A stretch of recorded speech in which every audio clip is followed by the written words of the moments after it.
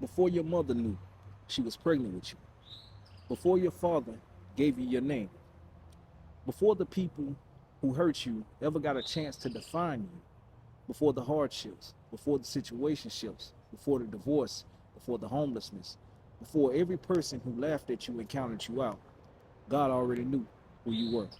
And he not just knew you, he set you apart. Let's touch on that. Faith plus works equals 1-5. success. God was speaking directly to Jeremiah. Before I formed you in your mother's womb, I knew you. Before you were born, I set you apart. I appointed you as a prophet to the nation.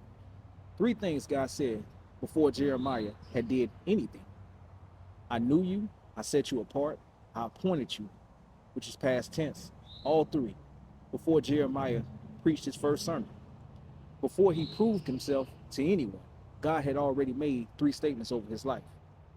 Jeremiah didn't come from a prestigious background. He wasn't popular or well-liked. He wasn't popping. He didn't have clout. He wasn't the most confident person. When God told him his assignment, he literally said, I do not know how to speak. I'm not qualified. And yet God said, I knew you because I formed you.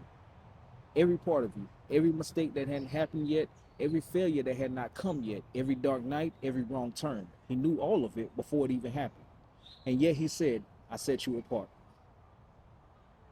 The church likes to take Jeremiah 1:5 and turn it into a feel-good poster, so to say, a bumper sticker, a coffee mug quote. But they skip the weight of what God is actually saying. If God set you apart before you were born, then everything that happened to you after you was born was not powerful enough to undo what God had already decided before you arrived. The divorce didn't undo it. The prison didn't undo it. The poverty didn't undo it. The job loss did not undo it. No setback or adverse situation can undo God's promises.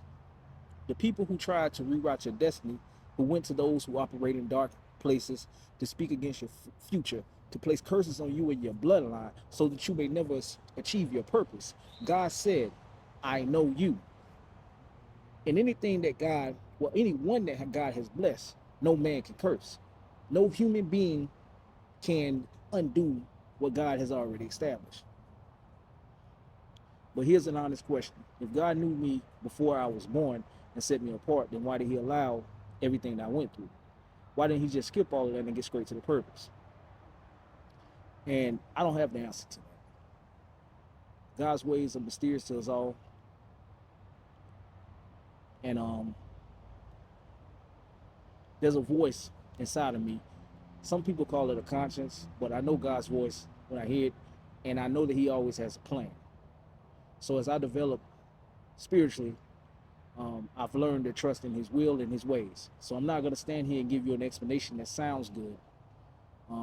But what I will say is that everything that I went through, I've been able to use that material to build myself into the person that God appointed me to be. You know, you cannot speak to broken people if you've never been broken. You can't reach the person experiencing prison if you've never been. You know, I gotta let that sit there for a second. You can't look someone in the eye who has lost everything in life and tell them there's a way through unless you found a way through yourself.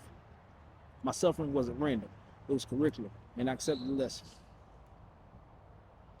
If God truly knew you before you were born and appointed you before you could earn it or destroy it, what does that do to the way that you see your past? Does it change anything? Or does it raise more questions than it answers? Drop it in the comment section below. Faith plus works equals